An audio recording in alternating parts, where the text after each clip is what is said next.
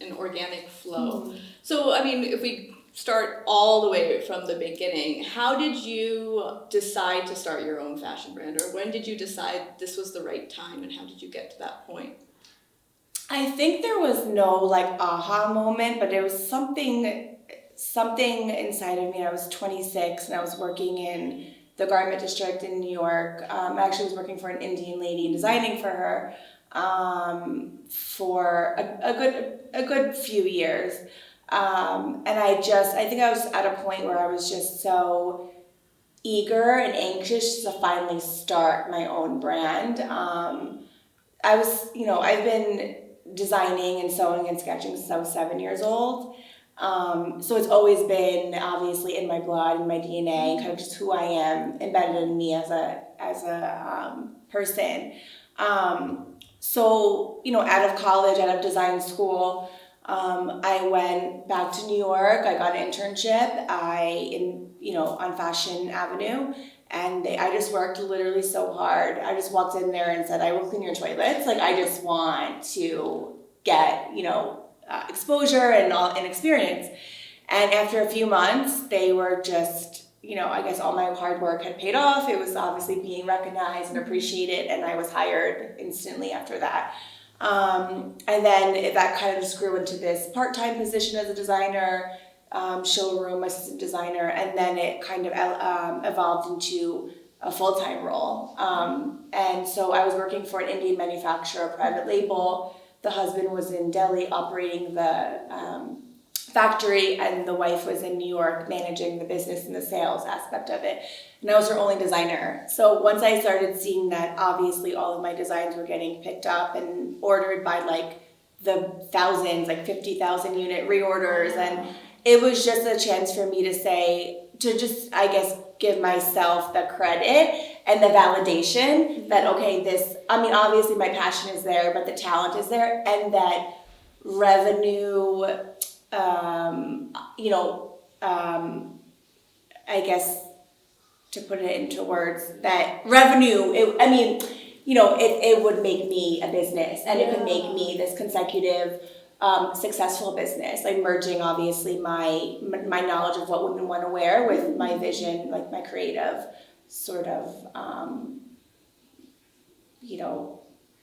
vision, I guess. I mean, I'm repeating that, but like I just think it's hard to put into words, like this kind of what I had in mind at that time. It was just kind of unfolded organically, and I just one day, after a few years of working with her, I just said, I'm going to start my own brand. And I literally started it from like the dining room table that looks just like this one at my grandma's house with like a laptop and like maybe a couple swatches.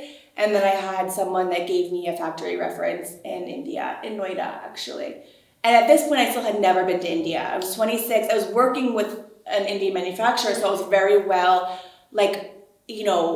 accustomed to like designing with, and working with their sourcing teams and working with the material and the product.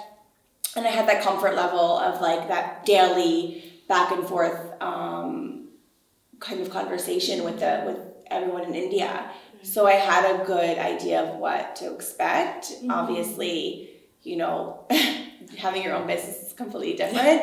But I think my initial goal working for someone was to really see what was working for her, what was not working, and just get that one-on-one, the actual experience, that knowledge, like hands-on, something that school can't teach you.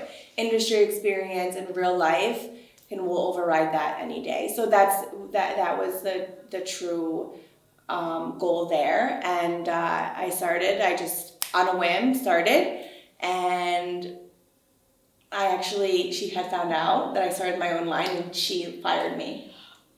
So it kind of forced me to say, oh my God, but there was no going back, and there was no option either. There was even no desire to. So, but it was at a difficult point in my life where I was like, I have no money, and I'm like literally operating. Luckily, I have a really supportive family that had helped me. Obviously, I had a place to live, I had food to eat, but I had no income coming in. Right. And so that was just a push for me to say, fight or flight mode, like get it done. And that's sort of how the journey started.